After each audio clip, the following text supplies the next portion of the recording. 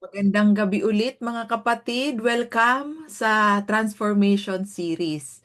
And ito kadugtong to noong nakaraan which is yung sa effective communication. So today we're going to talk about the art of listening.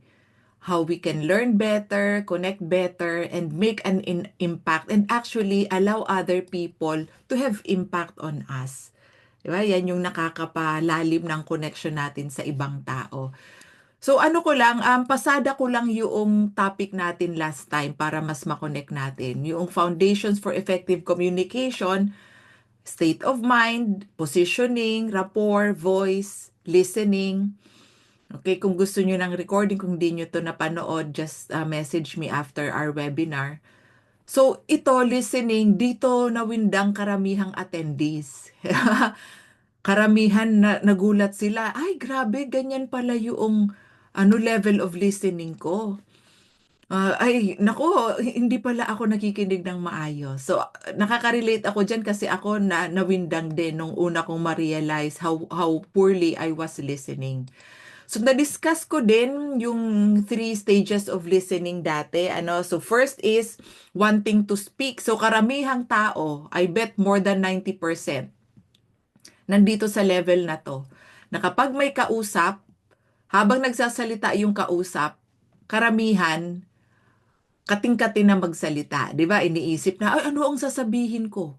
Ano yung sasagot ko dyan? Anong itatanong ko sa kanya? Ay, ano yung nakakatawang sasabihin ko sa kanya? Tapos madalas, dahil gustong-gusto nang magsalita, nai-interrupt natin yung ibang tao. At dahil busy-busy tayo sa isip natin, kaka-practice o kakaisip kung ano yung sasabihin natin, we are not fully listening anymore, that we miss out certain parts of the conversation na minsan napapansin ng kausap natin na hindi tayo nakikinig o kaya may mga sinabi siya na hindi natin na-absorb. May mga point siya na hindi natin nakuha. Di ba? Bungi-bungi na. And then, the next one is active listening. So, akala natin dati ito na yung pinakabongga, di ba? Active listening. Ano yan? Yan yung nakikinig ka, nagtatango-tango ka pa, nakalin forward ka, tapos nagsasabi kang yes, aha. Tapos ipaparaphrase mo, magsasummarize ka, yung mga ganong technique. Di ba? So, you can hear what the other person is saying and you can even repeat what they are saying. Pero, nagulat ako, surface level pa rin pala yan. At mamaya matututunan nyo kung bakit. At ang gusto natin, tayong lahat matuto tayo ng deep listening. Okay, so yan yung i-cover natin today. Yan. Meron pa palang mas bongga kesa sa active listening. And bakit merong grabe, siguro magwa 1 hour tayo, grabe 1 hour all about listening. Kasi most people think they're good listeners, pero hindi pala. That includes me before, for many years, o lalo na sa marriage ko. Okay? Pero nung ma-realize ko na hindi pala ako good listener, doon na ako nagkaroon ng awareness na mag-improve. Yan, kaya mamaya, dati di ba meron kayong workshop, tapos may assignment kayo kung ano yung gagawin nyo. Ngayon, mamaya may assignment din kayo. Para mag-improve yung listening skills nating lahat. Kasi, di ba, araw-araw meron tayong nakakausap, nakakasalamuha, and that entails listening. At kapag naayos natin yung listening, mag-i-improve din ang relationships natin, mag-i-improve yung learning, mag-i-improve yung rapport, so pati yung influence natin sa ibang tao, yung trust nila sa atin, pati yung creativity nila, pati yung confidence nila, grabe yung impact ng listening natin sa kanila. Okay? So ano yung ibang signs?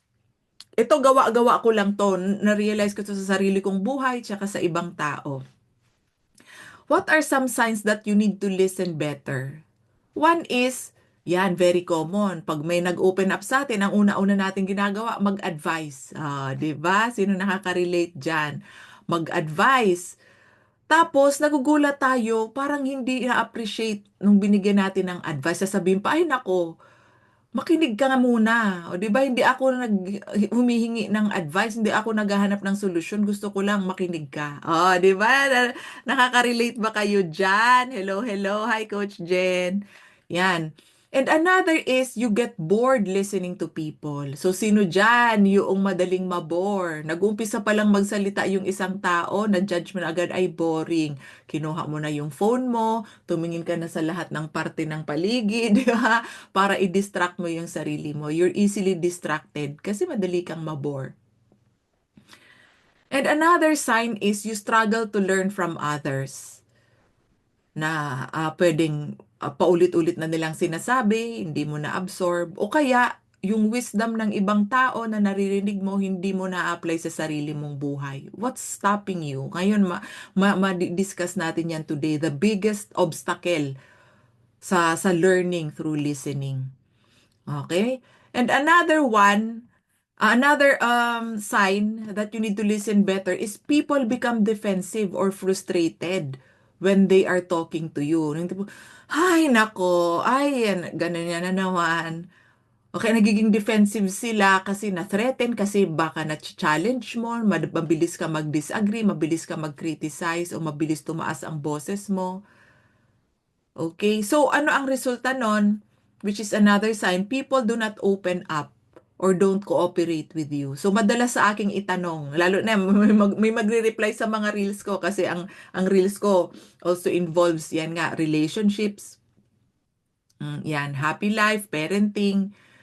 Madalas yan itanong, paano po ba disiplinahin ang anak, ang teenager? Paano po ba maging okay ang relationship naming mag-asawa? Kasi yan, hindi nakikinig asawa ko, yeah, right?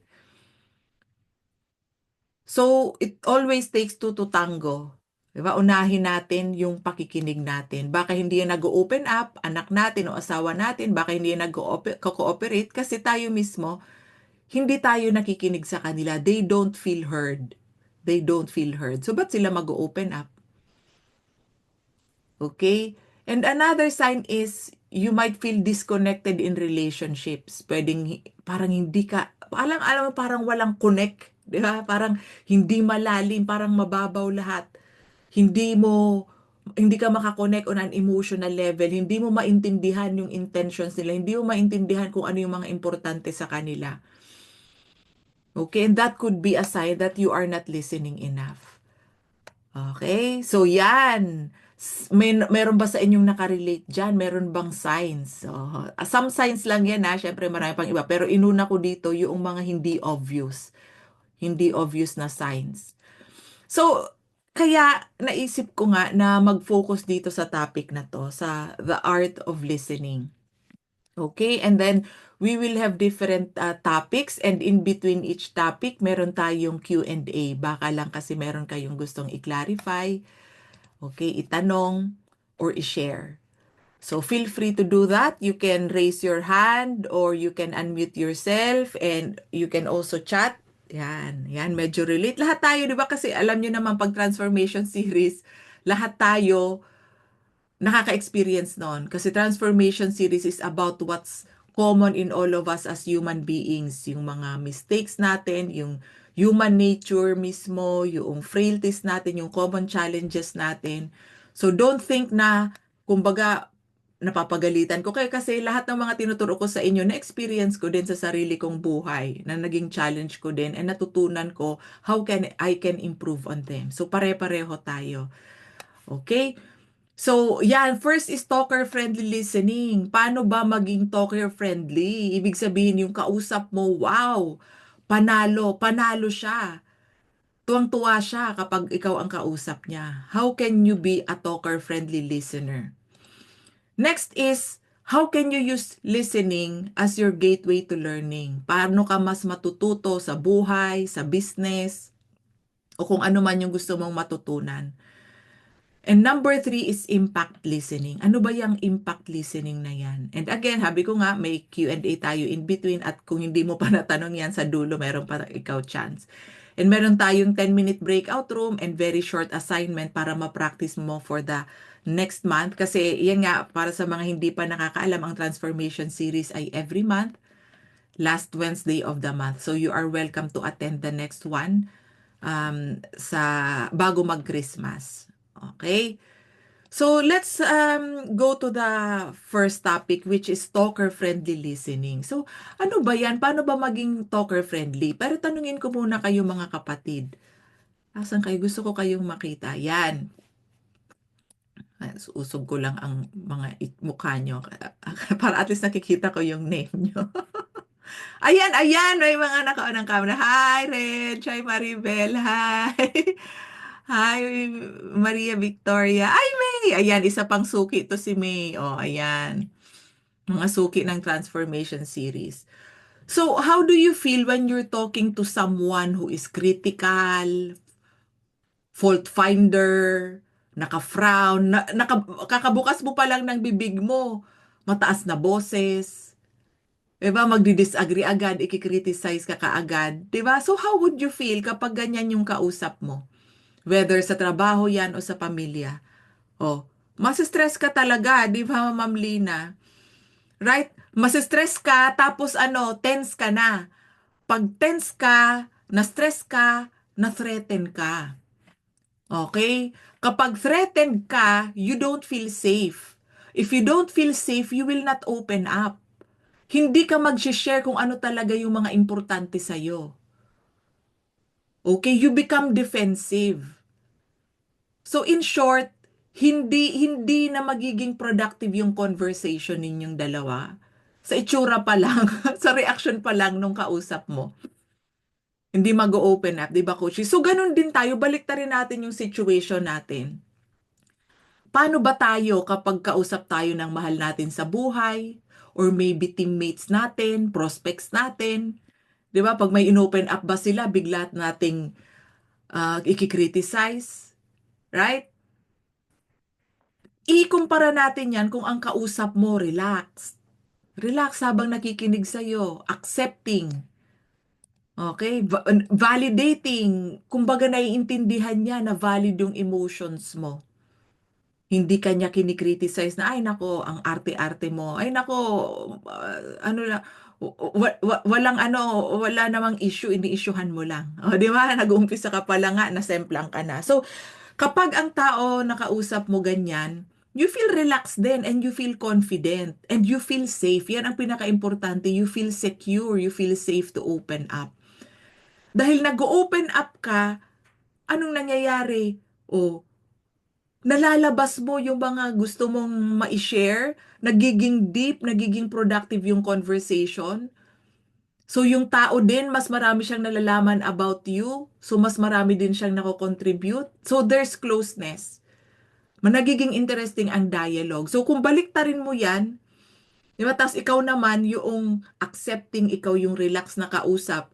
Yung kausap mo, like your loved one, your downline, your upline, your teammate, your crossline, o kung sino man yan, mas gaganahan siyang kausap ka. Okay? Mas lumalabas yung brilliance niya, yung shine niya kasi hindi siya tense around you. Tapos magugulat siya, grabe, ngayon lang may nakinig na taong ganito sa akin. Grabe tong taong to, napaka-interested niya sa akin. I feel important, I feel heard. I like this person, I trust this person. And hindi na niya makakalimutan yung conversation. Ikaw, hindi ka rin niya makakalimutan forever. So, nandiyan na yung rapport, nandiyan na yung trust. 'Di ba? The person feels like a bigger person around you. So, natural, mas gusto niya to be around you. Okay? So, ibig sabihin niyan, the way we listen to other people has a big impact on the person that we are talking to.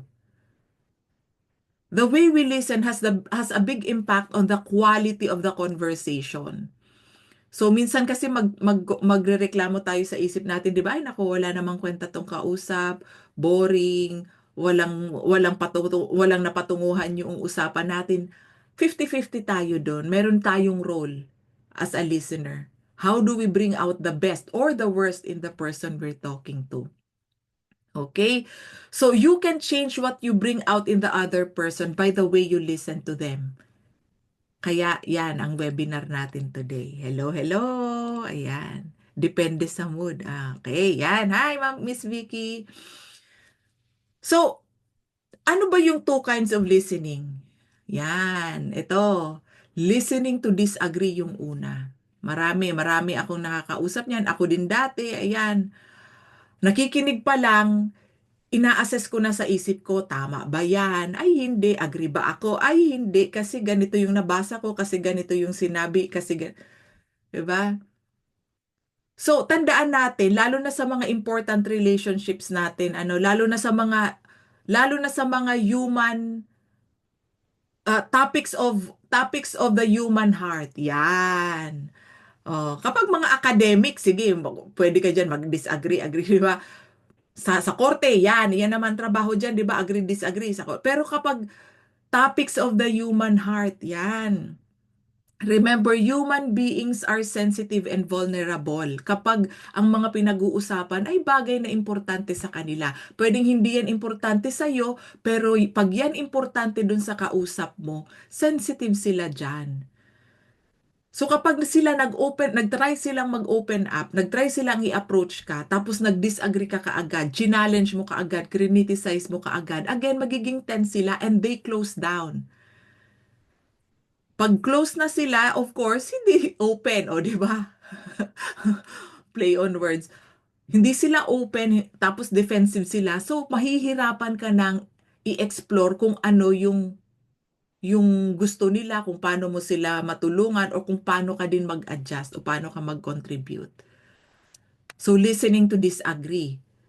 So, in the next few days, or several days, lalo na before mag-Christmas, kasi syempre gusto natin, di ba? Masaya yung Pasko, masaya yung bagong taon at sa mga susunod na taon. Observe ninyo, how quick are you to disagree? Lalo na, mag-umpisa ka sa mga mahal mo sa buhay, mag-umpisa ka sa bahay nyo. And then, pag na-observe mo na yan, i-observe mo din yan sa work relationships mo. Okay? And number two is listening to understand. Yan yung gusto natin na lahat tayo nandyan sa listening to understand. Grabe, simula nang natutunan ko to, ay grabe, ang bilis, ang dali lang pala maging happily married. Di ba? Never na kami nag-away ng asawa ko. Simula nung natutunan namin pareho how to listen to understand. O di ba, Coach Jen? Oh, nakaka-relate si Coach Jen. Ayan. Hello, husband ni Coach Jen. Pumupuso si Coach Lee. So, paano ba to gawin? When you listen to understand, you are looking for the value, for the merit, for the truth in what they are saying. Pwedeng hindi ka agree sa ginawa nila, hindi ka agree sa iniisip nila, hindi ka agree sa decision nila, but you wait patiently hanggang maintindihan mo ano yung deep why nila behind that.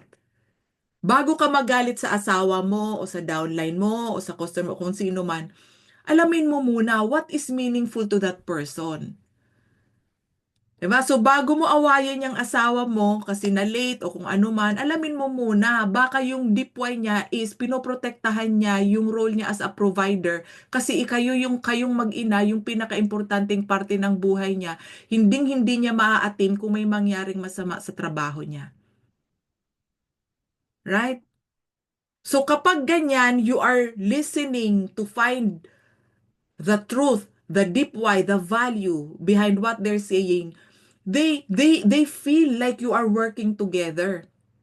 'Di ba? So pag feeling niya hindi kanya kalaban kundi kakampi, naiintindihan mo kung ano yung importante sa kanya, they open up. At kapag sila nag-open up, naririnig nila yung sarili nila. They're able to reflect on what they're saying, what they're thinking, what they're deciding. They're able to explore their own thoughts and feelings. Ang tawag dyan, nakaka-realize sila. So sila mismo, makikita nila kung mali sila.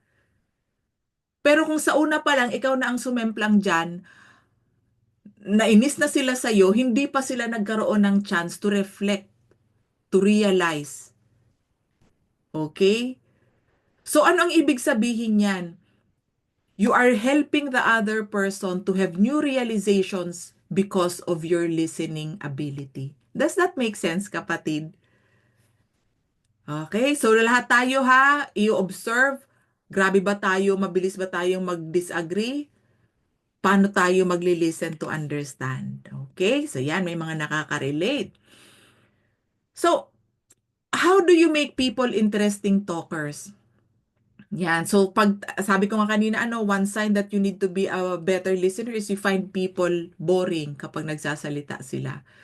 Oh, again, it has to do with your listening, the kind of listening you do. So, how do you make people interesting talkers? First is makinig ka hanggang sa meron kang healthy human respect for yung sinabi ko nga, for what they're saying, the value behind what they're saying. Makinig ka lang ng makinig. And then hanggang ma-realize mo, ay, nakaka-relate ako dyan. Ay, I can respect that. Yung pagiging provider, yung commitment niya sa pagiging provider niya, yung commitment niya sa role niya as a boss. Naiintindihan ko yan. Yung commitment niya na tumuloy yung trabaho ng mga ah, office mates niya. Kaya pinanindigan niya yung role niya sa trabaho niya. So naiintindihan ko na ngayon kung gaano siya din ka-stress nung malate siya doon sa family event namin. Tapos inaway-away ko pa, tapos nagalit pa sa kanya yung mga anak namin. So talagang mahirap din yun sa asawa ko. Okay, so when you are listening that to until you have a healthy human respect for what they're saying, you will never look down on them. You will never look down on them. Kasi nga you're listening to understand. Okay, so sa sense mo na yung sarili mo, you're looking down on them, you're criticizing them. Nandun ka na sa unang kind of listening to disagree. And that's not very productive, lalo na sa mga matters of the heart. Else, kapag hindi mo pa talaga magets, as in, trinay mo naman talaga. Diba? Pero hindi mo magets. Di ba? May mga time na ganyan, hindi mo magets. Ask them to say it in another way. So ito ang ngayon kasi okay na, as in 10 out of 10 na ang relationship namin ng asawa ko. Kumbaga na master na namin. Dati, nung pinapractice ko pa lang to sa kanya, pag di ko talaga maintindihan, bakit tumaas na naman ang boses? So, di ba? Bakit nag-walk out na naman? Yung mga ganyan. Bakit niya na naman sinabi yan? Sinabi ko na sa kanya before na ayoko yung mga ganyan. Inulit. Oh, man. So, imbis na i-criticize ko siya, maupo ako, calmly, sasabihin ko sa kanya, babe, I want to understand you better. Can you please help me to understand you? Okay, so when you said this, what did you mean? How did you feel before you said that? How did I make you feel that caused you to say it that way, or that caused you to behave that way? Because I want to understand you because you are important to me.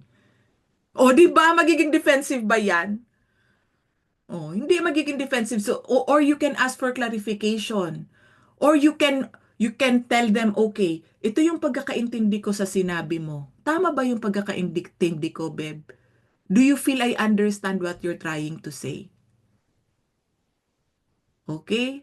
And again, ang example ko sa asawa ko, 'di ba? Pero sa lahat ng mga relationships mo sa work, sa team, magagamit mo yung ganito. Pero kung wala talagang sense, as in, nag-try na sila mag-explain, hindi mo pa rin talaga makita yung sense. Oh, irespeto mo lang where they're coming from. Respect that it matters to them. Mag-open up yan na mag-open up hanggang sila mismo sasabi, I'm not making sense, am I? Wala naman talagang kwenta yung problema ko, no? Tama? Oh, sila mismo makaka-realize niyan. Okay? Kasi sila hindi, dahil ano sila, they feel safe, they feel heard. Sila mismo, maririnig din nila yung kawalang kwenta ng sinasabi nila. Right? So if they feel safe to open up, they will be able to reflect on their thoughts and feelings, and they have their own understanding, which works for them. People are more convinced by the answers they found themselves. Kesa kung tayo yung tipong pinagpipilitan natin yung point natin na sila hindi pa nila maintindihan. Alright? So what is the biggest barrier to listening? What is the biggest barrier to understanding? The biggest barrier is our own judgment about the talker's words, thoughts, feelings, and actions. Mayroong right or wrong. Mali siya, tama ako. Ganon. Diba? So, yan yung egoic mind na, mali siya, tama ako. And because of our judgments, paano na? Magre-react na tayo. Dahil mali siya. Oh, dahil sinabi niya yan, tas mali siya. Ano naman nangyari? May reaction na tayo, emotional reaction. Emotional reaction. So, topic natin yan sa um, February dahil magba-Valentine's, 'di ba? Paano magkaroon ng relationship na wala ng mga emotional reactivity, o 'di ba? Grabe ang impact niyan sa business nyo din pag maayos ang relationship mo with your team, with your prospects, 'di ba? Maayos ang communication, walang mga sumasabog na bulkang mayon. But anyway, kapag ikaw nanguna na yung judgment mo at nagkaroon ka na ng emotional reaction, dyan ka na you feel insulted sa sinabi niya, you feel angry sa ginawa niya, you feel scared dahil sa kung ano yung mga naiisip mo because of your judgment.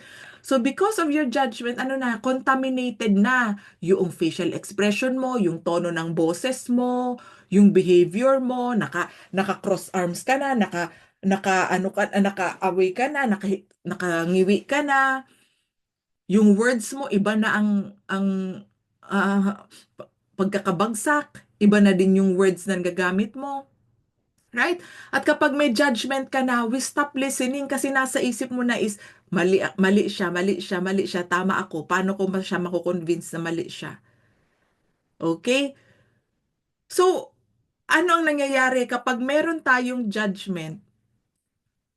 Lagi natin susuportahan yung posisyon natin na tama tayo at lagi natin i-attack yung posisyon nila dahil mali sila. So yan na yon. Arguments, nag-uumpisa na yung sigawan, nag-uumpisa na mag-escalate. Nag-escalate na yung maliit na bagay, naging sobrang laki na. Nagkakaroon na ng mga dabugan, mga kung ano-ano, sigawan, right? Okay? And remember this, kapag tayo hindi nakikinig, yung yung kausap natin, hindi din yan gaganahang makinig sa atin. Most people are not prepared to listen to you until they feel heard by you. Na-feel nyo na ba to sa kausap nyo? Kailan lang yung kausap mo, kailan lang yan magiging kalmado at makikinig sa'yo kapag ikaw muna ang nakinig. So, hindi mo pwedeng sabihin sa mahal mo, sa buhay o sa kati mo, makinig ka kasi sa akin. Kung ikaw mismo, hindi ka nakikinig sa kanila. They don't feel heard by you. Okay? So, again, 'di ba? Dahil judgments, nasaan ba yung judgments? Nasa utak natin. Nasa utak natin. So, the biggest barrier is only in our head, yung judgment. So, ano yung gagawin natin? Learn to clear your head when people talk and listen to understand. Listen to understand, not to answer back. Yan yung active listening, di ba? Listen to understand, not to disagree. Okay? So, anong ibig sabihin learn to clear your head? Para ngayon, practicein mo yan. Para i-release mo lang. Para kung sa phone, kung sa iPhone, nagsa-swipe ka lang. Kung may dumating na judgment, swipe left. Okay? Balik ka na naman sa pinapakinggan mo. Right? May judgment na naman, swipe left. Oh, di ba? O kaya, bura. O kaya, dissolve. Nagdi-dissolve na parang bula. Depende sa'yo. Malalaman mo yan. While you practice this, malalaman mo paano mo i-clear yung head mo. Hindi kita matuturuan yan ngayon. Ibang topic yan. Naturo ko na yan before, pero kumbaga, release the judgment so you can really be fully present for the person you're talking to.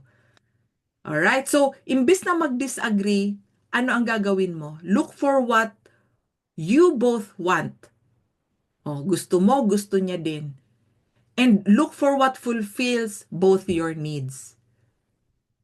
Okay? So, applicable to sa personal relationships, applicable to sa mga negotiation, applicable to sa mga conflict, o sa mga mission vision, tapos iyayakag mo yung mga katim mo na sumama sa'yo. Ito yung very important. You need to look for a common ground. Something na gusto nyo pareho. Something na nag-a-agree kayo pareho. So instead of disagreement, focus on the agreement. Right? For example, balik tayo dun sa topic ng mag-asawa. Magdi-disagree talaga kayo kapag ang pinag-usapan nyo lagi ay yung oras na late ka, ganito, ganyan, ganyan, ganyan. But if you focus on the common ground, something that both fulfills you, you can talk about something that you want to do together, something that you find enjoyable, something that kumbaga allows both of you to do things that are important to the family. Oh, yan. So kayo na ang nakakaalam kung ano yan. So always remember, madaling maghanap ng bagay na pagdidisagrihan. Ang dami niyan, non-stop yan. Alright? And remember, ang mga disagreement, that's very hard to deal with. Nakaka-stress. And it takes people apart. Right? Nag-aaway-away. So instead of starting with disagreement, start with what you agree on kasi yan mas masaya, 'di ba? Aligned kayo, same wavelength. 'Di ba mas gusto mong kausap o kasama o katrabaho yung taong same wavelength. At kapag ganon, pag same wavelength kayo and you talk about what's important to both of you, mas productive yung conversations ninyo. Okay, so meron bang tanong so far mga kapatid doon sa ating first topic, talker-friendly listening? Ano yung takeaway ninyo doon sa first topic natin? What's something new na-realize nyo today or natutunan nyo today?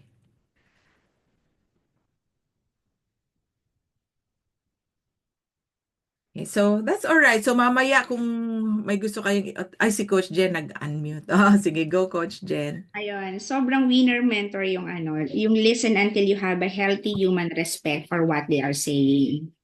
Kasi once we understand that, hindi tayo talaga mabilis mag-judge. And I realized before, when nung hindi pa kami nakaka-attend ng training mo, mentor, yung ang lagi lang natin is yung, can you listen to me? Don't you have respect for me? I'm talking here. Hello, give me your time and all. But we don't understand also to understand yung human respect to the person that we're talking to. Ano yung pinagdadaanan nila? Bakit sila nagkaganon? Bakit nawala yung focus?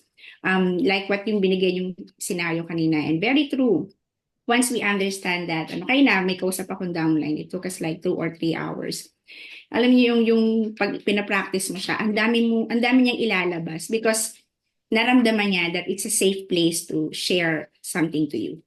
Because you would understand them. Parang ganun. Very, very useful mentor. Thank you po. Yeah, thank you Coach Jen. Napakagandang niyan, skill, not just in life but in business. Kasi people learn to trust you and of course, business relationship is all about trust.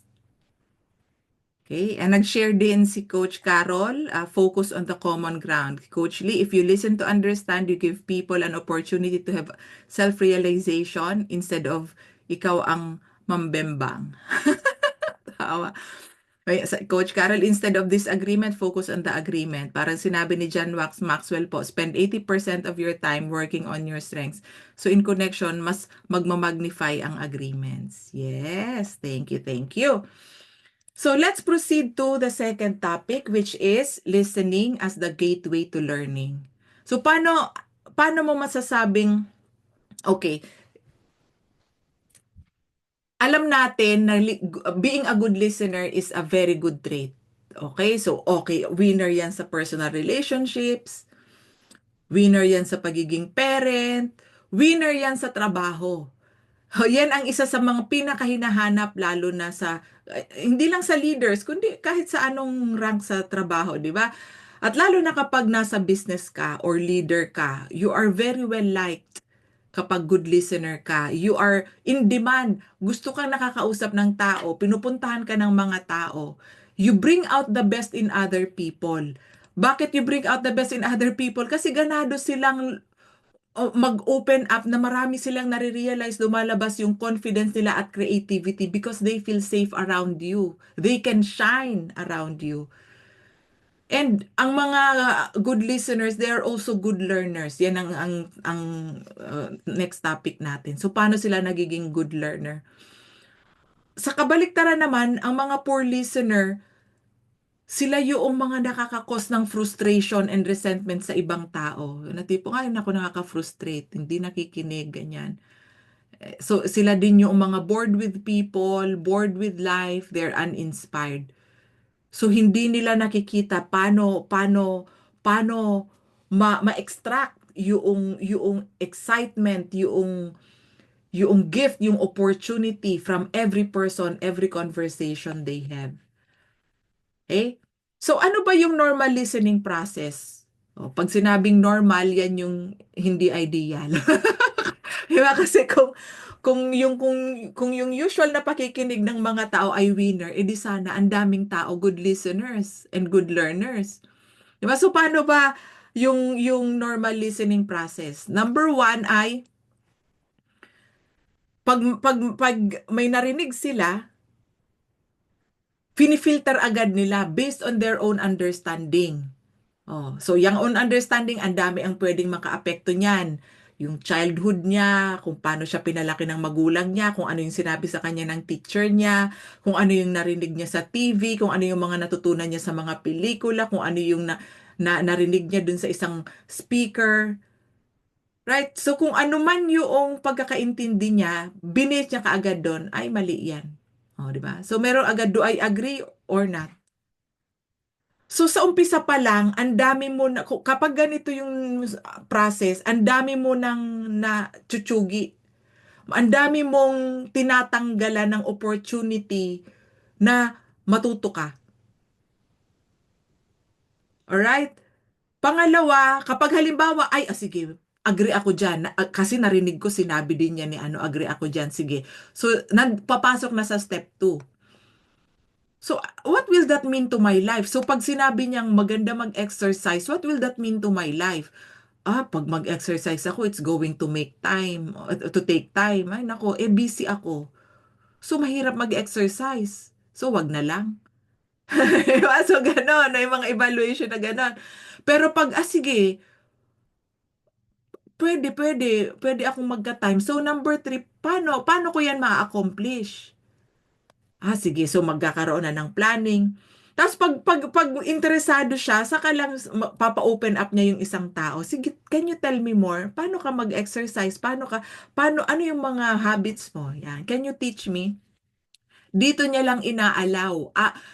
'Di ba? Pero pag sa una pa lang hindi na siya agree, wala nang chance yung isang tao na mag-contribute. Nakuha niyo dito, kapatid. Okay? So, iyan yung ayaw natin. Yan yung maging conscious kayo. Maging aware kayo, ano yung listening process nyo. Samantalang yung isa, which is better for learning, baliktad, opposite. So, dito sa kabila, ang tell me more, yung pinapahayaan mo siyang salita pa, ine-explore mo yung message niya as deeply as you can. Dati ito nasa baba, ito nasa taas. So you really get the message as deeply as you can with an open mind. Tell me more about that. Hindi mo agad ina-agree or disagree. Okay? Ano yung nag-prompt sa'yo na i-bring up yan sa akin or ngayon? So inaalam mo what it means to them. Okay, hindi ka muna magre-react, hindi ka muna mag-agree or disagree. And kapag naintindihan mo na siya, okay, aalamin mo ano yung application sa buhay mo, paano mo yan ma-accomplish, paano mo magagawa yung gusto niya, how can I accomplish that? And number 3, aalamin mo kung mag-work yung idea na yon sa buhay mo or not. In practice. So sabihin mo, will this idea work out for me or not in practice? Let me find out. So, madalas kasi kapag may mga kausap tayo, di ba, magdi-disagree agad. Hindi pa nga nila alam kung mag-work yan o hindi. So, ang maganda is, alamin mo muna in practice sa tunay na buhay. At hindi lang isang try. Give it a few chances na makita mo how it plays out in your life. Valid ba talaga yung idea na yan? Helpful ba yan sa'yo? So, you see the benefits in your own life by trying the new idea. Diyan mo makikita yung truth in the idea. At saka mo nasasabihin, do I like the result or not? So if you like the result, then you say it's a good idea. So ano ang ibig sabihin niyan? You base your judgment of ideas on the actual value they provide in your life based on how they work in your life. Rather than base it on ito, dito sa number one dito, rather than basing it on intellectual assessment. Oh, di ba? So nakita nyo yung difference niyan. Do you see how you can learn better kapag ganito yung process of learning mo? Okay? So, pag may inopen up sa akin ng asawa ko, kahit hindi yan yung kung paano ako trumabaho talaga, kung hindi yan ang preference ko, ito yung sinusunod ko na. Okay, tell me more about that. Doon ko marirealize, mas maganda pala yung idea niya.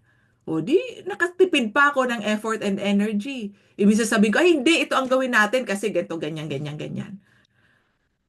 So, ang ganda, ang ganda. And I really hope that you can use this gateway to learning na to. So, in short, open up yourself and be slow to disagree. Be patient. Be patient. Listen longer before mo isipin, alam ko na kung ano yung sinasabi niya. Alam ko na kung anong sasabihin niya. Di ba? Give the idea a chance to find its way in your own life. Yan yung mas magandang learning na tiningnan mo muna kung ano yung sa tunay na buhay. Okay? And the opposite is also true. Don't just blindly follow. Yan, pangit na learning naman yan. Lahat ng marinig mo, 100% biblical truth na. Diba? Don't just blindly follow. See how their idea or their advice plays out in your life and see how well they work. Right? So ano ang ibig sabihin niyan? Yung ultimate judgment ng sinabi ng ibang tao sa iyo comes later in due process. Hindi yung tipong pagkasabi pa lang nila, ginudge mo na kaagad. You see the difference? Okay? But you always start by being interested in what's in there that you can learn from that person. So ako kahit anong rank mo, open akong matuto sa'yo. Kahit ano ang status mo sa buhay, kahit ano yung pinagdaanan mo sa buhay, I'm very excited to listen to you because I know I will always learn from you. Ganon. Okay? So, this way, kapag ganito yung attitude natin, any person can teach you something valuable. Either they contribute to your life dahil may natutunan ka sa kanila, or you think may matututunan ka sa kanila but it turned out their idea wasn't that good. Okay din lang, at least nalaman mo. And then move on ka na sa next na itatry mo na could work better. Right? So this increases your chances of listening from other people. And also prevents you from making the same mistake again and again. Okay, so yan si Coach Lee. Yes, mentor, daming aha moments dito. Relate kasi minsan pinapasok agad natin ang idea natin, di mo na ina-explore yung idea ng kausap. O, tama, di ba? O, mas maganda yung brainstorming kapag yan, ini-evaluate natin. So, siguro sa ibang transformation series, ituturo ko din sa inyo yung paano mas gaganahan yung mga tao maging creative around you para bongga ang ganda lagi ng mga conversations and problem solving ninyo as a group. So remember this, the better listener you are, the more respect you will have for others. Kasi nananamnam mo yung value ng sinasabi nila. And the more they will feel respected, and the better your relationship will be with them. So again, try this muna sa relationships nyo sa bahay. Okay? So, questions mga kapatid? Any big takeaway na ngayon nyo lang na-realize because of yung listening as the gateway to learning? Okay pa ba kayo? Last topic na, which is listening for impact. Okay, so sino ang gustong mag-share doon sa gateway to learning?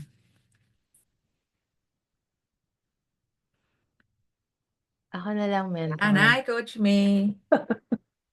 Ang dami kong ano doon, ang dami kong ilag.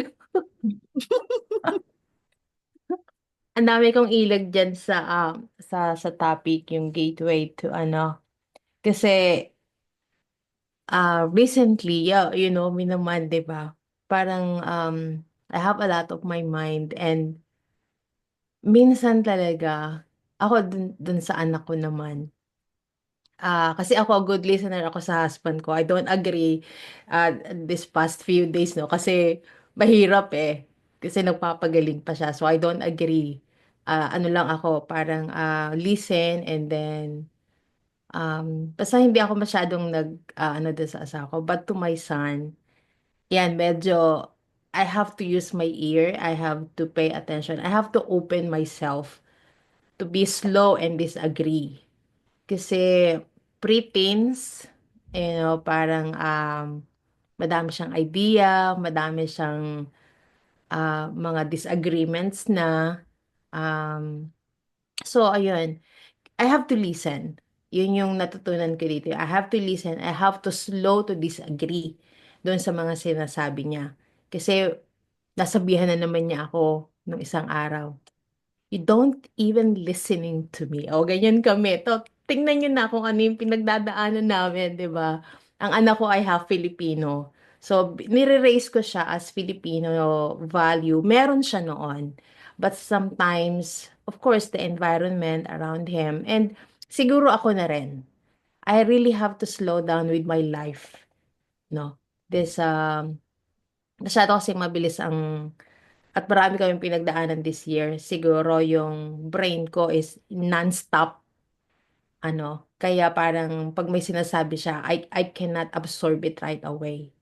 So, I have to slow down. I have to aralin ko yung brain ko to slow down so that I can listen of what he's saying, and maging listener ako to him, and so that I will understand. Hindi ako yung oh no, this is what you're gonna do. Ganyan ako. So, yun yung dapat kong yun yung sarili ko na aralin ko sa sarili ko. So, thank you, mentor, for that. Super ganda talaga. I'm thankful na na-invite ulit ako dito. Ayun. You're Thank you. welcome. Yeah, so alam naman natin na ang transformation series hindi siya directly related sa USANA skills, pero kumbaga kasama siya sa underlying skills na kailangan natin to thrive as business people, to thrive as leaders, to thrive in our personal life. Kasi alam naman natin, kapag hindi okay ang personal life natin, apektado din yung pag-business. Yan, so yan yung kagandahan ng transformation series. Thank you, Coach May. Yan, so si Coach Lee, suking-suki. So, last topic is listening for impact. So, ano naman tong listening for impact? Yan. Kadugtong to nung listening to understand. Pero may mas malalim pa pala sa listening to understand. Kasi di ba, sabi natin, deep listening ang topic. Again, may dalawa na namang kinds of listening. So, merong content listening, which is the normal definition of listening. Ibig sabihin, nakikinig ka intellectually para marinig mo yung details, yung ideas, yung facts. Yan yung content. Words ang pinapakinggan mo. So kung ikaw madalas kang pag nakikinig ka sa ibang tao, you often find them boring. That's a result of content listening. Ay, nako, narinig ko na yan. Same words over, the same topic over and over again. So you're listening from the intellect alone kapag content listening. You're listening to the words alone. Mababaw. Okay, disconnected ka doon sa taong kausap mo. Samantalang ang impact listening, impacta, di ba? Impact, you are affected in a good way. Okay? Affected. So, you are getting affected by the feeling, by the spirit, by the ultimate point of behind what the other person is saying. So, you put the intellect aside, you take in the feeling. Kasi pag puro intellect ang paganahin mo, yan yung nag-filter out sa humanity, sa human nature, sa emotion, sa deep why. Puro intellect, hyper-rational, di ba? Ayaw nating kausap yung mga taong hyper-rational. Puro ideas, puro logic, logic, logic. Okay? Pero yung feelings, that's what moves people. Kahit nga sa business natin, di ba? It's what moves people to buy, to join. It's the feeling that's more powerful. Okay, so when you take in the feeling, you also take in the essence of the person, the humanity of the person, kasama na yung kanyang positive and negative sides of humanity na lahat tayo meron. You take in the meaning of what's important to them. So in short, sa impact listening, you allow yourself to get touched by the person. Once you understand, you get touched by the person. And kapag, sabi ko kanina, di ba, the biggest barrier is my judgment ka, tapos sinabi ko nga, listen with a clear head. Kapag wala kang judgment, kapag clear ang head mo, automatic yan. Nagsisink in sa'yo yung pagkatao ng kausap mo, and it evokes the inappropriate feeling for you. So kapag ang kausap mo scared, ang kausap mo troubled, 100% magigets mo yan. Ang feeling mo niyan is compassion. Hindi judgment. Kasi clear head ka eh. That's automatic response of a healthy human being. Okay, they want compassion, they want reassurance, yan ang ibibigay mo. They don't want advice. O, kailan ka lang mag-automatic mag-advise kasi ito maingay yung utak mo. O, kapag ang tao scared or troubled, tapos bigla kang nag-advise, ano ang mafe-feel nila? They feel insulted. They feel that you don't listen. O, na-experience nyo na ba yan? Okay? Pinagkakabit-kabit ko na yung mga nasabi ko kanina. But on the other hand, if the person is excited, the person is happy, isa lang ang gusto nilang gawin mo. They just want you to share their excitement and happiness with them. Ayaw nila na bembangin mo or mag-disagree ka sa idea nila.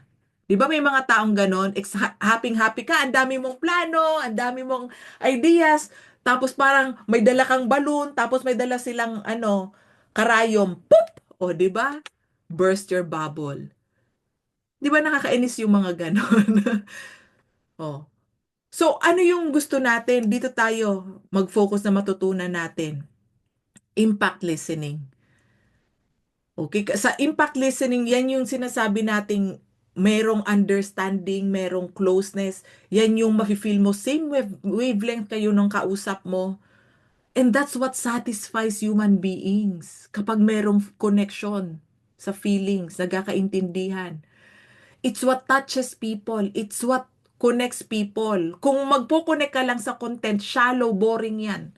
Hindi interesting. It doesn't move people to change their lives. It doesn't move people to help you in your vision. Pag puro content lang.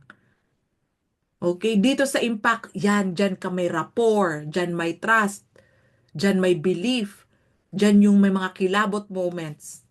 Nakaka-relate ba kayo dyan? So, the key to impact listening is again to have nothing on your mind and let the impact come in and touch you.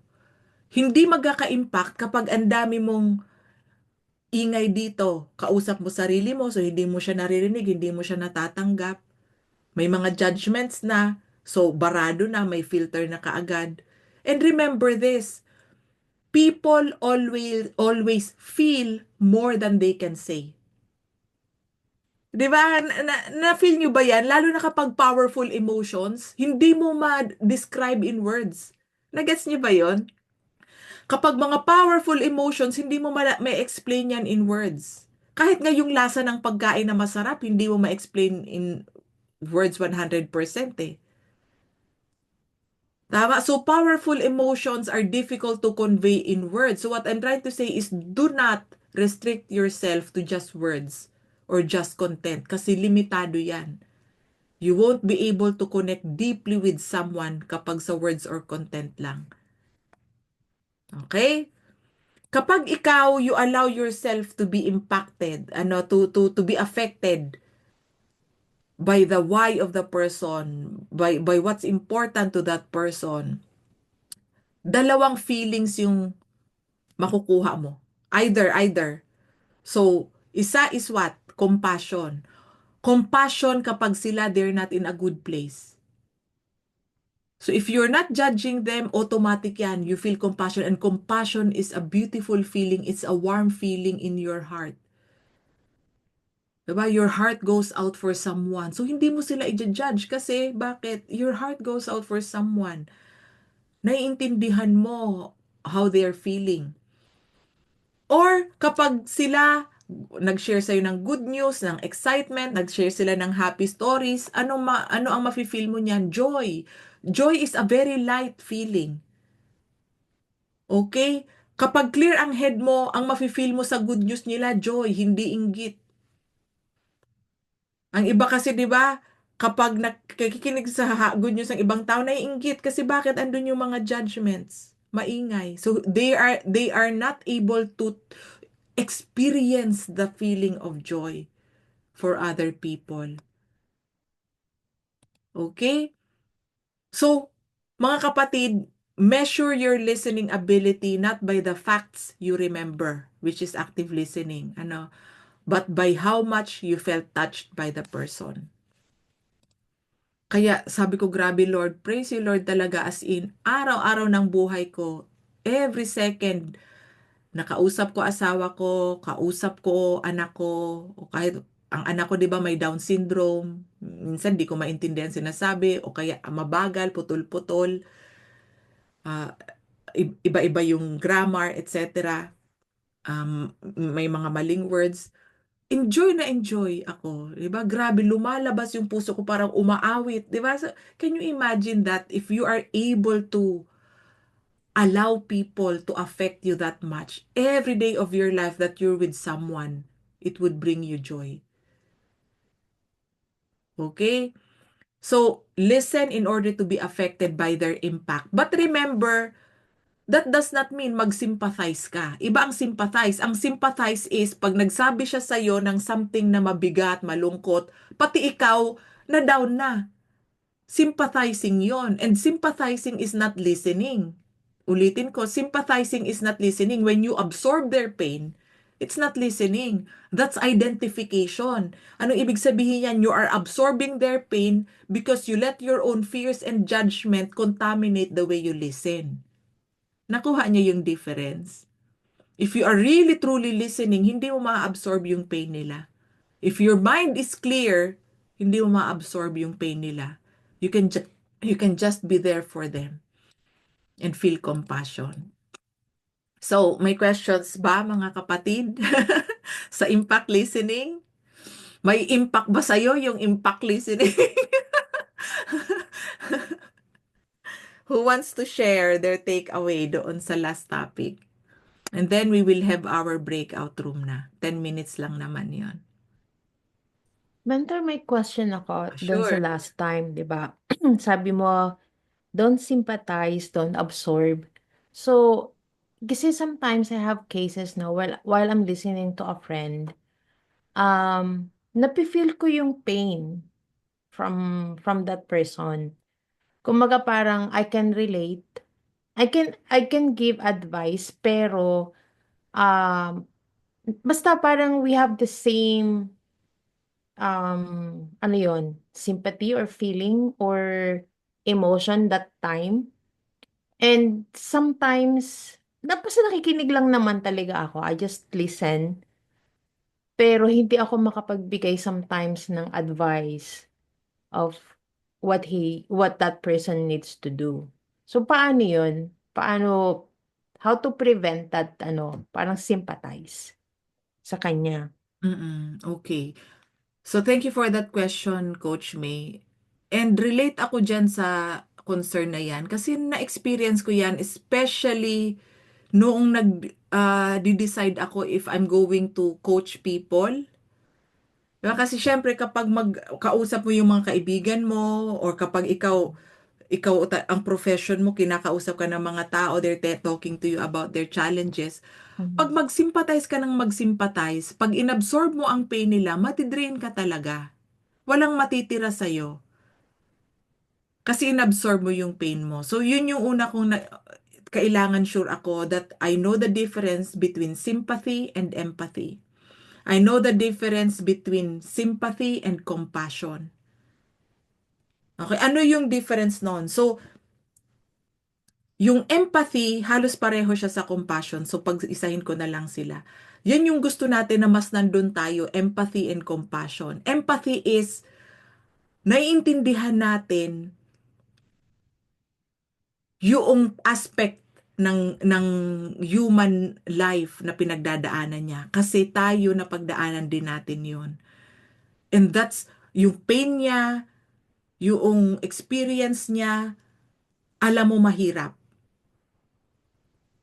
Kasi ikaw mismo nagkaroon ka din ng challenges. So, kumbaga ibig sabihin you share. Pag empathy and compassion, you share the human experience, the nature of human life with that person. So, naiintindihan mo. So, hindi mo siya i-judge. Kasi alam mo, it's part of being human. It's part of life. Okay? So, yung part na yun nakuha mo, May, bago ako mag-shift sa sympathy. Yes po, yes po. Ang sympathy is ganito. Ay, kawawa naman siya. Kung ako yung nasa kalagayan niya, hindi ko makakaya yan kasi may mga anak pa akong maliliit. O siya may mga anak ding maliliit. Paano niya kaya pinapakain niya? Kasi pag ako sobrang hirap na hirap, di ko talaga, ay grabe, hindi niya kakaya, hindi ko kakayanin yan. Hindi ko kakayanin, kaya grabe, ang bigat-bigat sa dibdib ko. Pag yan nangyari sa akin, grabe talaga. Wala nang hope for me. Good. Yung Mm. sympathy is, ikaw na yung focus, yung pain mo na yung focus. So you are not there fully listening to the person and fully respecting what the person is going through. May nakita ka bang different? Opo, opo. Naano ko siya. So, nandun pa rin ako minsan sa compassion and empathy. So, kasi I thought na parang, oh, I felt the pain, tapos the sympathy was there, Mm. na parang, oh, if I will be on your shoe, hindi naman ako ng gano'n. Parang I'm still listening. And also, at the same time, giving the person what on my mind and my experience. Pero, hindi naman, I usually, hindi ko i-share yung, oh, if I will be on your shoe, parang ganyan din, or ganito yung gagawin ko. I still have to parang step back a little bit naman sometimes. Ganoon. So, yeah, it's now it's clear to me that it's in compassion and empathy, not really go deeper on what my experience also, on that situation. So, Yeah. clear. Na-clear ako doon, mentor. Mm. Thank you. Tsaka mas healthy sa both sides ang compassion and empathy. For example, kung ako nag-sympathize, ay, malungkot na din ako, ay, talagang sobrang bigat niya, no? Paano pa ako makakasuporta sa isang tao kung ako mismo down na? Yeah. Samantalang kapag compassion and empathy, naiintindihan kita, friend. Naiintindihan kita.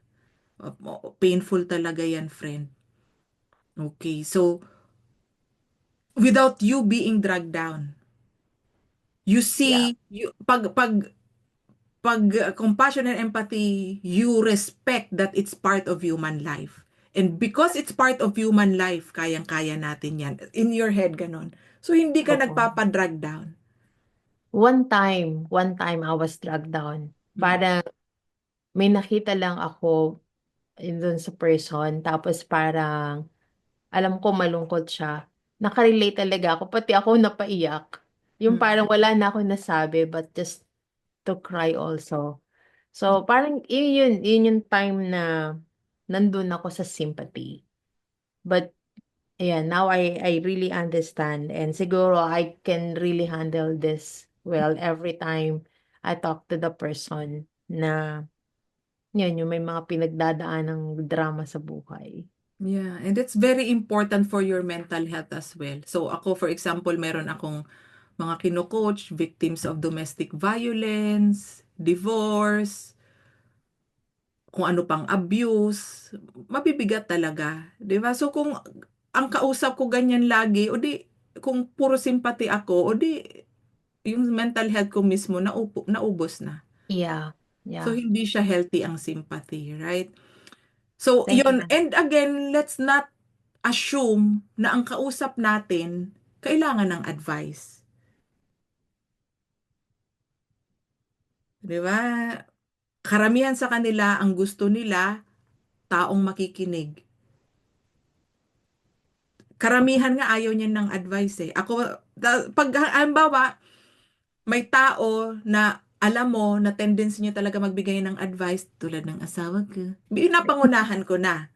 Sabi ko, Beb, I want to share with you something, but I don't need your advice. I don't want you to answer.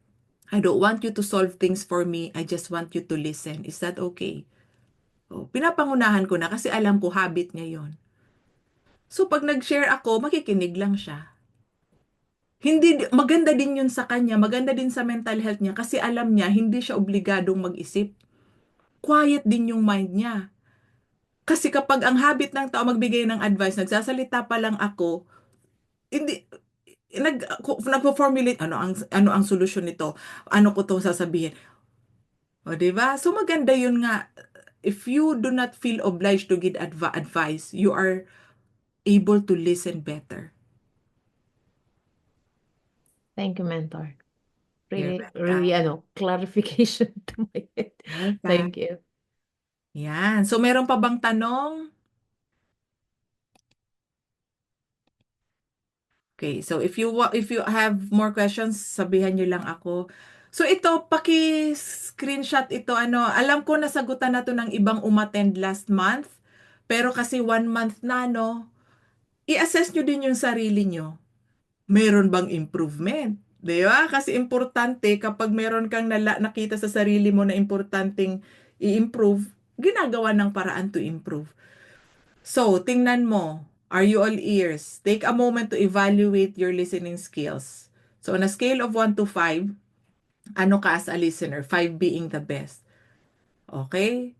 Yourself, people you lead or serve, family member you spend the most time with, pwedeng kapatid, nanay, asawa, anak, your boss, your coworkers, your best friend. And then i-add mo yung score na yan, di ba? 1 to 5 ang bawat isa. And then ilagay mo dito yung score mo. So are you like a brick wall or are you close to having a human ear?